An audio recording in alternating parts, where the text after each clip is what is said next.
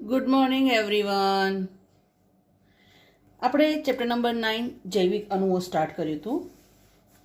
હવે જૈવિક અણુઓમાં હવે આપણે લાસ્ટ ટોપિક તરફ જઈ રહ્યા છીએ, જેમાં આજનો આપણો ટોપિક છે 9.9 શરીર ઘટકોની ગતિક અવસ્થા ચયાપચયની સંકલ્પના. તો મેઇન આજે આપણે ચયાપચયની સંકલ્પના જોવાની છે. હવે ચયાપચય શું છે તમને સમજાવું છું, પણ એ પહેલાં તો આપણને ખબર છે કે બેક્ટેરિયલ કોષ હોય, પ્રજીવ, વનસ્પતિ, પ્રાણી, કોઈ પણ હોય, આ બધા સજીવો બનેલા છે કાર્બનિક રસાયણો. આપણને ખબર છે કે જેના બંધારણમાં કાર્બન, હાઇડ્રોજન, ઓક્સિજન હોય, જેમાં carbon carbon, carbon hydrogen, carbon oxygen વચ્ચે બંધ રચાય એવા સંયોજનોને કહેવાય કાર્બનિક સંયોજનો. તો કોષમાં હજારો પ્રકારના કાર્બનિક સંયોજનો આવેલા હોય છે. હવે એવું કહેવાય છે કે આ જે પણ કાર્બનિક રસાયણો છે તે નિશ્ચિત સાંદ્રતામાં જોવા મળે છે. જેમ કે એનું પ્રમાણ મોલ પ્રતિ કોષ હોય અથવા તો મોલ્સ પર લિટર સ્વરૂપે જોવા મળે છે. જેમ કે હું તમને કહું કે ભાઈ ગ્લુકોઝની વાત કરીએ તો ગ્લુકોઝનું પ્રમાણ 4.5 થી 5 મોલ મિલીમોલ પર લિટર રુધિર હોય છે. જ્યારે આપણે અંતઃસ્ત્રાવની વાત કરીએ તો અંતઃસ્ત્રાવ એ નેનોગ્રામ પર લિટર હોય છે, નેનોગ્રામ પર લિટર હોય છે, રાઈટ. તો આ જે પણ રસાયણો છે એમની સાંદ્રતા નિશ્ચિત હોય છે. હવે એક મોસ્ટ ઇમ્પોર્ટન્ટ ધ્યાન રાખજો કે આ જે પણ જૈવિક અણુઓ છે તેઓમાં અદલા બદલી થતી રહે છે. મતલબ શું?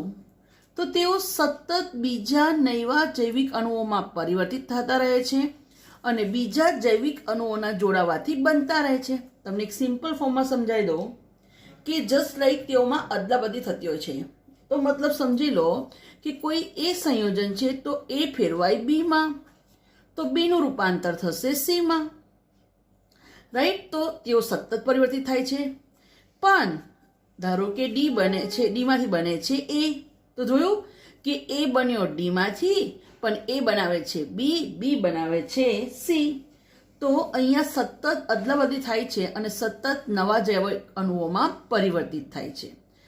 તો એ પરિવર્તિત પામ્યો બીમાં, પણ એ બન્યો કોના દ્વારા? ડી દ્વારા, રાઈટ.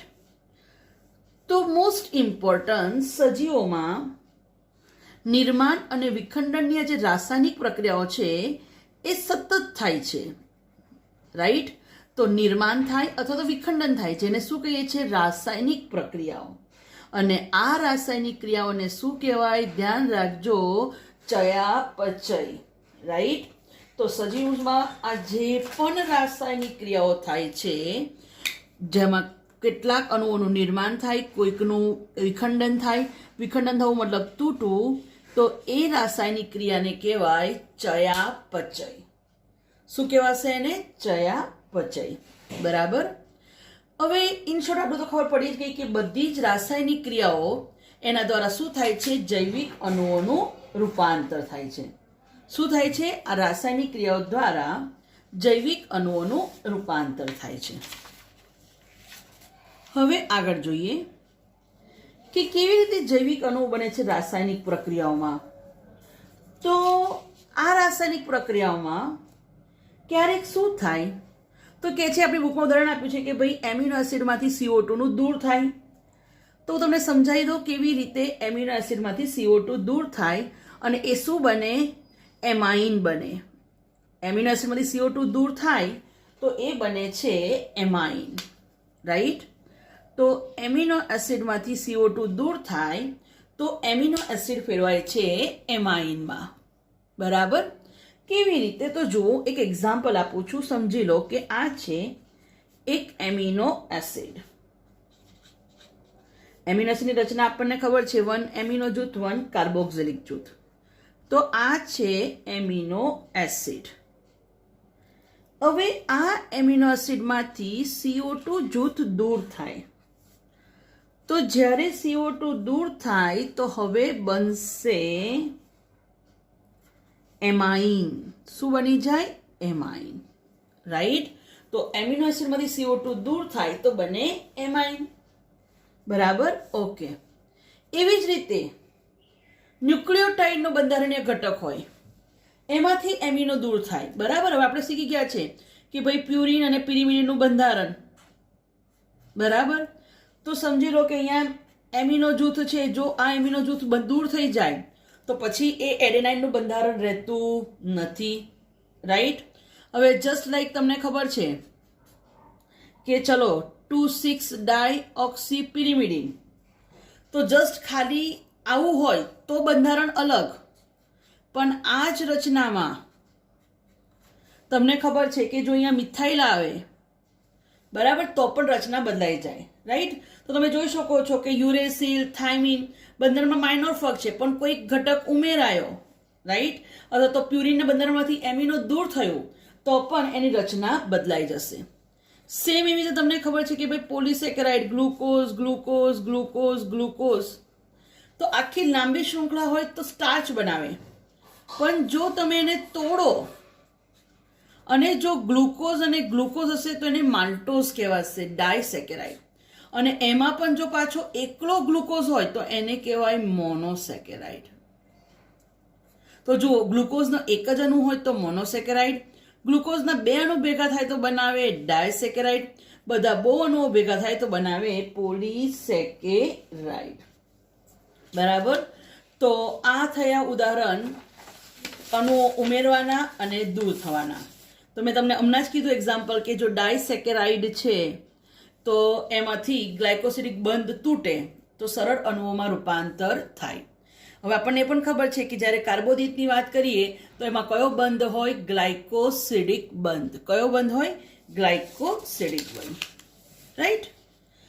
હવે એમના કહે છે કે ભાઈ ચયાપચયની જે ક્રિયા છે એ એકલી થતી નથી, પરંતુ હંમેશા તે અન્ય બીજી પ્રક્રિયાઓથી જોડાયેલી હોય છે. બરાબર? ઓકે. અને આ જે ચયાપચયકો એકબીજામાં પરિવર્તન પામે છે, રાઈટ, જે પ્રક્રિયાઓની શૃંખલા છે એને કહેવાય ચયાપચય પથ. એ ચયાપચય પથ શું છે અને કેવી રીતે બધા સ્ટેપ્સ એમાં સંકળાય છે એ જોઈએ ડિટેલમાં. તો ધ્યાન રાખજો કે મુખ્ય ઉર્જાનો સ્ત્રોત સૂર્ય છે. આ સૂર્યની પ્રકાશ શક્તિનો ઉપયોગ કરીને વનસ્પતિ પોતાનો ખોરાક જાતે બનાવે છે, કારણ કે વનસ્પતિ છે સ્વાવલંબી. વનસ્પતિ આ ખોરાકનો ઉપયોગ કરે છે કયા સ્વરૂપે? ગ્લુકોઝ સ્વરૂપે. હવે આ જે ગ્લુકોઝ છે તમે શીખી ગયા છો આગળ કે એના 2 ઓપ્શન છે કે આ ગ્લુકોઝ જો ઓક્સિજન મળશે, O2 પ્રેઝન્ટ, અને ઓક્સિજન ના હોય. જો ઓક્સિજન હોય તો એને કહેવાય જારક શ્વસન, અને ઓક્સિજન ના હોય તો એને કહેવાય અજારક શ્વસન. તો જે ગ્લુકોઝ છે એનું વિઘટન થાય છે, એ વિઘટન 2 રીતે થાય છે. એક જારક શ્વસન અને બીજું અજારક શ્વસન. હવે સમજી લો કે ધારો કે જારક હોય કે અજારક, પણ એમાં સૌથી પહેલું સ્ટેપ આવે ગ્લાયકોલિસિસ.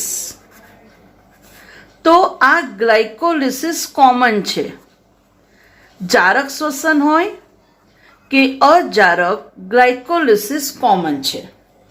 બરાબર? હવે ગ્લાયકોલિસિસમાં થાય શું? તો ગ્લાયકોલિસિસમાં ગ્લુકોઝના ક્રમશઃ 10 સ્ટેપ્સ હોય અને ગ્લુકોઝમાંથી મળે પાયરુવિક એસિડ. હવે તમને કહી દઉં કે ગ્લુકોઝ એ 6 કાર્બનયુક્ત છે, તો એમાંથી જે પાયરુવિક એસિડ મળશે, પાયરુવિક એસિડ 3 કાર્બનયુક્ત. એટલે આપણને ખબર પડી જાય કે ભાઈ ગ્લુકોઝના 6 કાર્બન હોય તો પાયરુવિક એસિડના કેટલા અણુ મળશે? 2 અણુ. તો પહેલું સ્ટેપ ગ્લાયકોલિસિસમાં ગ્લુકોઝમાંથી મળે પાયરુવિક એસિડ. એના સ્ટેપ્સ છે બેટા. Glucose 6 phosphate, fructose 6 phosphate, fructose 1 6 biphosphate, right. આખા 10 સ્ટેપ છે. આપણે 11મા ધોરણમાં ચેપ્ટર નંબર 14માં આવશે. તો ગ્લાયકોલિસિસને અંતે ગ્લુકોઝમાંથી મળે પાયરુવિક એસિડ. સેમ હિયર, અહીંયા પણ ગ્લુકોઝમાંથી મળશે પાયરુવિક એસિડ. હવે આ પાયરુવિક એસિડનું ભવિષ્ય આધારિત છે ઓક્સિજનની પ્રાપ્તિ.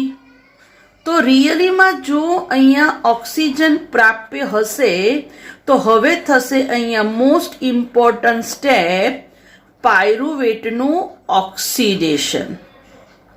શું થશે? પાયરુવેટનું ઓક્સિડેશન.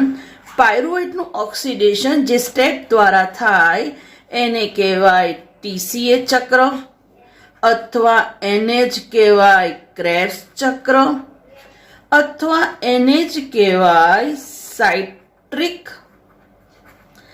એસિડ ચક્ર. હવે એને કેમ TCA ચક્ર કહેવાય? તો એકચ્યુઅલી ટ્રાય કાર્બોક્સિલિક એસિડ ચક્ર. એમાં જે પણ એસિડ છે બધા એસિડમાં citric acid, aspartic acid, glutamic acid, બધા એસિડ આવે છે અંદર. Alpha keto glutaric acid, succinic acid, right, cis aconitic acid. તો TCA ચક્ર એટલે ખબર પડી ગઈ. પહેલા તો આ પ્રક્રિયા ચક્ર સ્વરૂપે હોય છે.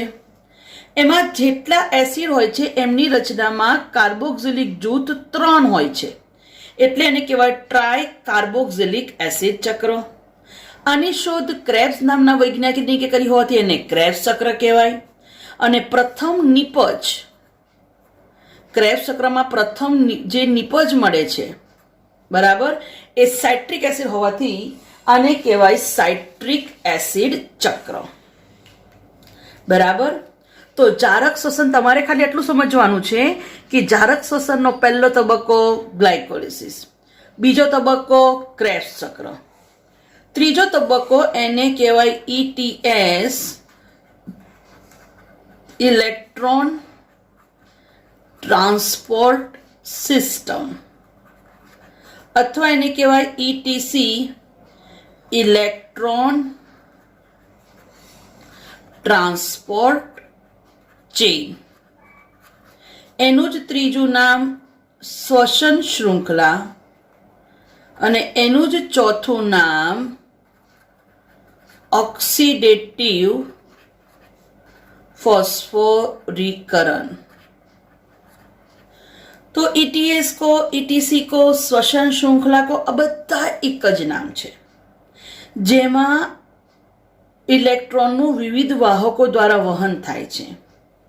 હવે એકચ્યુઅલી જ્યારે આ બધી જ પ્રક્રિયા થાય ને, તો આ 3 સ્ટેપ, તમારે 3 સ્ટેપના નામ સમજો ખાલી: ગ્લાયકોલિસિસ, ક્રેબ્સ ચક્ર અને ETS. તો આ 3 સ્ટેપમાંથી ગ્લુકોઝ પસાર થાય તો ગ્લુકોઝનું સંપૂર્ણ ઓક્સિડેશન થાય. શું થાય? ગ્લુકોઝનું સંપૂર્ણ ઓક્સિડેશન થાય. અને ધ્યાન રાખજો કે જ્યારે ગ્લુકોઝનું સંપૂર્ણ ઓક્સિડેશન થાય ત્યારે તમને નિપજ મળે 38 ATP. તમને જે કાર્ય કરવા માટે ઉર્જા મળે છે ને એ એકચ્યુઅલી 38 ATP. તો સમજો કે એક ગ્લુકોઝમાંથી તમને 38 ATP મળે છે. મેં તમને ખાલી હિન્ટ આપી કે ભાઈ ગ્લાયકોલિસિસની પ્રક્રિયા 10 સ્ટેપમાં થાય છે, બરાબર. હવે તમે જુઓ કે અહીંયા પ્રક્રિયા કનેક્ટેડ છે એકબીજા સાથે. કહેવાય છે ને કે પ્રક્રિયા એકબીજા સાથે સંબંધિત છે. કેવી રીતે? તો ગ્લાયકોલિસિસ થશે અને એની નિપજ મળશે પાયરુવિક એસિડ. તો પછી પાયરુવિક એસિડ જશે કયા સ્ટેપમાં? ક્રેબ્સ ચક્રમાં. અને ક્રેબ્સ ચક્ર થશે ત્યારે ત્યાં આગળ તમને હું કહું છું નિપજ મળશે NADH2. હું સમજાવીશ આગળ. FADH2, નિકોટિનેમાઇડ એડેનાઇન ડાયન્યુક્લિયોટાઇડ ફોસ્ફેટ અને ફ્લેવિન એડેનાઇન ડાયન્યુક્લિયોટાઇડ ફોસ્ફેટ આ હાઇડ્રોજન ગ્રાહી સંયોજનો છે, સહકારકો છે. તો એનું ઓક્સિડેશન થાય છે કયા સ્ટેપમાં? ETS. અને તમને નિપજ મળે છે 38 ATP. તો તો મેઇન મારે તમને સમજાવવું હતું કે ભાઈ ગ્લાયકોલિસિસ તો તમે જુઓ 10 સ્ટેપમાં થતી પ્રક્રિયા છે. બીજું, આ બધા પદ એકબીજા સાથે સંકલિત છે. જેમ કે ટીસીએ તો ક્યારે થાય? ગ્લાયકોલિસિસ થયા પછી. ઈટીએસ ક્યારે થાય? તો સમજ આવશે ટીસીએ પછી. બરાબર.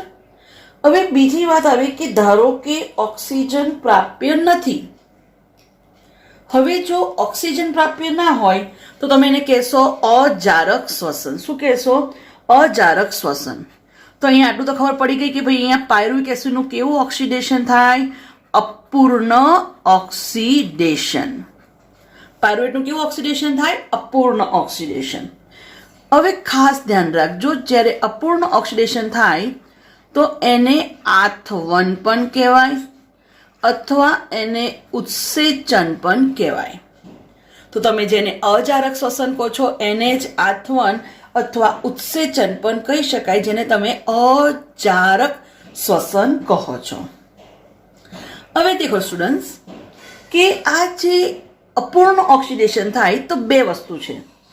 તો ખાસ ધ્યાન રાખજો, કાં તો જ્યારે એ પ્રાણીના સ્નાયુકોષમાં થાય તો પ્રાણીના સ્નાયુકોષમાં મોસ્ટ ઇમ્પોર્ટન્ટ ઓક્સિજન પ્રાપ્ય ન હોય તો પ્રાણીના સ્નાયુકોષોમાં અજારક શ્વસન એનાથી બને છે લેક્ટિક એસિડ.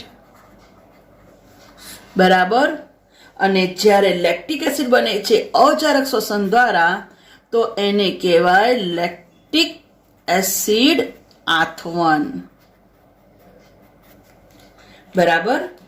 તો મેં તમને જસ્ટ અહીંયા સમજાવ્યું કે ભાઈ જો ઓક્સિજન ના મળે તો પાયરુવિક એસિડ જો સ્નાયુ કોષોમાં ભેગો થાય તો બને લેક્ટિક એસિડ. જેમ કે આપણે જ્યારે બહુ જ એક્સરસાઇઝ કરીએ, રાઈટ, તો બહુ એક્સરસાઇઝ કરીએ તો એ વખતે આપણા શરીરને પૂરતો ઓક્સિજન મળતો નથી.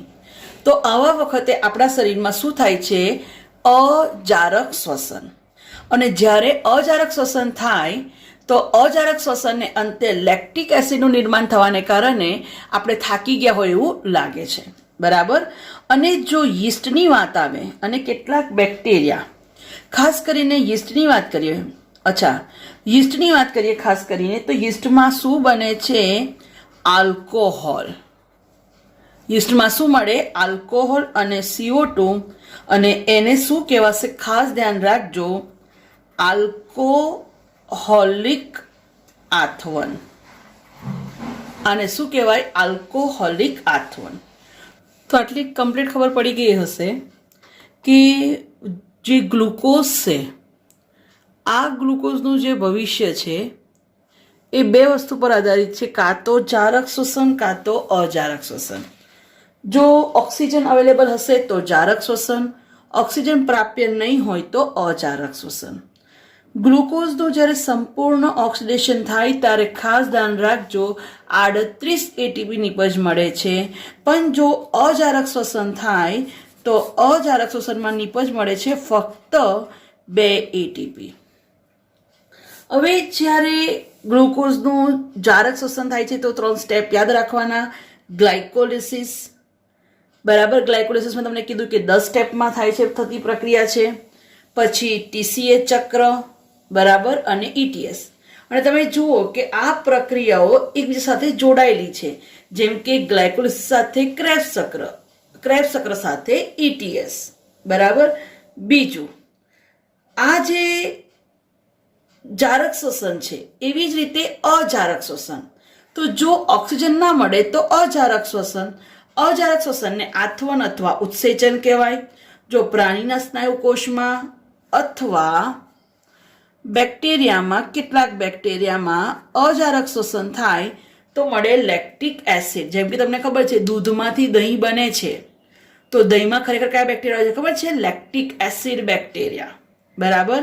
અને જો અજારક શ્વસન યીસ્ટમાં થાય તો આલ્કોહોલ જે વાઇન વિસ્કી બને છે ને એ યીસ્ટ દ્વારા બને છે. પછી આપણે બ્રેડ, એમાં આપણે આથો લઈએ છીએ, રાઈટ, તો એમાં પણ શું એડ કરવામાં આવે છે? યીસ્ટ. અને જ્યારે પણ યીસ્ટ દ્વારા આલ્કોહોલ બને તો આલ્કોહોલ સાથે શું બીજું મુક્ત થાય? CO2. ધ્યાન રાખજો. તો હવે થોડું આગળ જઈએ. તો આ જે ચયાપચય છે આ ચયાપચય પથ શહેરના વાહન વ્યવહારના ટ્રાફિક વ્યવસ્થા જેવો હોય. મતલબ કે કેવું, વાહનો કાં તો રેખીય, ખબર છે ને, રોડ આમ સીધો હોય, કાં તો ઘણી કેવું થાય કે આ રોડ અહીંયા ભેગો થાય, આ રોડ અહીંયા ભેગો થાય, આ સોસાયટીનો રોડ અહીંયા ભેગો થાય, કોઈક સોસાયટીનો રોડ અહીંયા ભેગો થાય, બરાબર. કાં તો આપણને ખબર છે કેટલીક વખત સર્કલ હોય તો રોડ કેવો, મતલબ કે રસ્તો કેવો હોય, વર્તુળાકાર, બરાબર. એવી જ રીતે મેં તમને હમણાં કીધું કે રસ્તો સીધો પણ હોય અથવા વર્તુળાકાર પણ હોઈ શકે. એવી જ રીતે મેં તમને કીધું કે ભાઈ જ્યારે આપણે વાત કરીએ ગ્લાયકોલિસિસ, તો ગ્લાયકોલિસિસનો પથ સીધો હોય, બરાબર. પણ જ્યારે TCA, તો એની પાછળ જ નામ આવે છે ચક્ર, તો એ કેવું હોય, ગોળાકાર. તો જેવી રીતે વાહન વ્યવહાર જે છે એ થોડો કોમ્પ્લેક્સ કન્ડિશન છે, રાઈટ. એવી જ રીતે ગ્લાયકોલિસિસ અને TCA પણ એક વિશિષ્ટ પ્રકારની રચનાઓ હોય છે, બરાબર. તો ગ્લાયકોલિસિસ આ પથ રેખીય છે, જ્યારે TCA ચક્ર કેવું હોય છે, વર્તુળાકાર, બરાબર. તો અહીંયા જે ચયાપચયકો છે તે વાહન વ્યવહારના ટ્રાફિક જેવો એક નિશ્ચિત વેગે અને ચોક્કસ દિશામાં ચયાપચય પથ ગતિ કરે છે, બરાબર. તો હવે એ શું કહેવા માંગે છે તો સમજાવું તમને કે જેમ કે જ્યારે ગ્લુકોઝનું રૂપાંતરણ થશે તો તમને કહી દઉં બનશે ગ્લુકોઝ 6 ફોસ્ફેટ. તો આ પ્રક્રિયા ચોક્કસ દરે થશે, બરાબર. અને એકચ્યુઅલી આ કોઈ પણ કાર્ય થવા માટે જે શક્તિ છે એને કહેવાય ડેલ્ટા જી. જી મતલબ ગિબ્સની મુક્ત ઉર્જા કહેવાય. અને શું કહેવાય, ગિબ્સની મુક્ત ઉર્જા, રાઈટ. તો આ જે કાર્ય થાય છે ચયાપચય પથ એ ચોક્કસ દિશામાં ગતિ કરે છે. આ ચયાપચયકો વહનને શરીર ઘટકોની ગતિક અવસ્થા કહેવાય. જુઓ, આપણું શરીર સ્થાયી અવસ્થામાં નથી. કેવી અવસ્થામાં છે, ગતિ. કેમ, કન્ટિન્યુઅસ નવા ઘટકો બને છે, કેટલાક ઘટકો નાશ પામે છે, રાઈટ. ક્યારેક ગ્લુકોઝનું ચયાપચય થાય, ક્યારેક ગ્લાયકોજનનું નિર્માણ થાય, ઘણી બધી પ્રક્રિયાઓ શરીરમાં ચાલતી હોય છે. એટલે મોસ્ટ ઇમ્પોર્ટન્ટ આપણું શરીર કેવી અવસ્થામાં છે, શરીરમાં ઘટકોની ધ્યાન રાખજો, ગતિક અવસ્થા, મોસ્ટ ઇમ્પોર્ટન્ટ ગતિક અવસ્થા, ડાયનેમિક સ્ટેટ કહેવાય, રાઈટ. તો અહીંયા પ્રત્યેક રાસાયણિક ક્રિયા ઉત્પ્રેરિત પ્રક્રિયાઓ છે. હવે શરીરમાં આટલી બધી ક્રિયાઓ ચાલે છે તો આ બધી ક્રિયાઓ કેવી છે, ઉત્પ્રેરિત, કોઈકના દ્વારા પ્રેરવામાં આવે છે. જેમ કે તમે વાંચો છો પણ જ્યારે તમને કોઈ ટીચર કે તમારા પેરેન્ટ્સ સમજાવે તો કેવું તમારું કામ કરવાની પેલી જે ગતિ છે એ વધી જાય છે. એવી જ રીતે શરીરમાં જે પણ રાસાયણિક ક્રિયાઓ છે એ ઉત્પ્રેરિત પ્રક્રિયાઓ છે. અને ધ્યાન રાખજો, ખરેખર આ ઉત્પ્રેરિત પ્રક્રિયાઓ કોના દ્વારા બને છે તો ખાસ કરીને યાદ રાખજો, ઉત્પ્રેરક દ્વારા. અને આ જ ઉત્પ્રેરકને આપણે પછી કહીશું ઉત્સેચક. જેમ કે હું તમને કહું કે ગ્લુકોઝમાંથી ગ્લુકોઝ 6 ફોસ્ફેટ બને છે તો ખરેખર એના માટે જવાબદાર ઉત્સેચક છે હેક્ઝોકાઇનેઝ. કયું ઉત્સેચક જવાબદાર છે, હેક્ઝોકાઇનેઝ. 6 કાર્બનયુક્ત શર્કરા પર અસર કરે એ ઉત્સેચક હેક્ઝોકાઇનેઝ. તો આ જે પણ રાસાયણિક પ્રક્રિયા થઈ એ આ ઉત્પ્રેરકને કારણે શક્ય બની છે, બરાબર. ઇવન એવું કહેવાય કે ભાઈ કાર્બન ડાયોક્સાઇડ પાણીમાં ઓગળે ને એ પણ એક ભૌતિક પ્રક્રિયા છે. કેવી રીતે, તો કાર્બન ડાયોક્સાઇડ પાણીમાં ઓગળે એટલે CO2 સાથે H2O જોડાય તો બને H2CO3. તમને કહી દઉં કે આ જે પ્રક્રિયા છે ને એના માટે જવાબદાર છે ઉત્સેચક કાર્બનિક એનહાઇડ્રેસ. કયું ઉત્સેચક જવાબદાર છે, કાર્બનિક એનહાઇડ્રેસ, બરાબર. તો ધ્યાન રાખજો, CO2 પાણીમાં ઓગળે છે એ પણ એક ભૌતિક પ્રક્રિયા છે, બરાબર. હવે ખાસ કહેવાય છે કે આ જે પ્રક્રિયાને પ્રેરિત કરે છે ધેટ ઇઝ જેને આપણે ઉત્પ્રેરક કહીએ છીએ. તો આ ઉત્પ્રેરક કે જે કોઈ પણ રાસાયણિક રૂપાંતરણની ક્રિયાને ગતિ વધારે છે. તો આ ઉત્પ્રેરક શું હોય છે, તો ઉત્પ્રેરક એક પ્રોટીન હોય છે, બરાબર. અને ખાસ ધ્યાન રાખજો કે એવા પ્રોટીન કે જે આ ઉત્પ્રેરણા એટલે કે ઉત્પ્રેરક કરવાની ક્ષમતા ધરાવે છે, ઉદ્દીપન કરવાની ક્ષમતા ધરાવે છે, એને કહેવાય ઉત્સેચક. તો પ્રોટીન કે જેમાં ઉત્પ્રેરણની ક્ષમતા હોય, બરાબર. તો એ પ્રોટીનને કહેવાય ઉત્સેચક. શું કહેવાય એને? ઉત્સેચક. બરાબર. તો આ ખ્યાલ આવી ગયો. હવે નેક્સ્ટ લેક્ચરમાં આપણે ઉત્સેચક વિશે આગળ જઈશું. Thank you.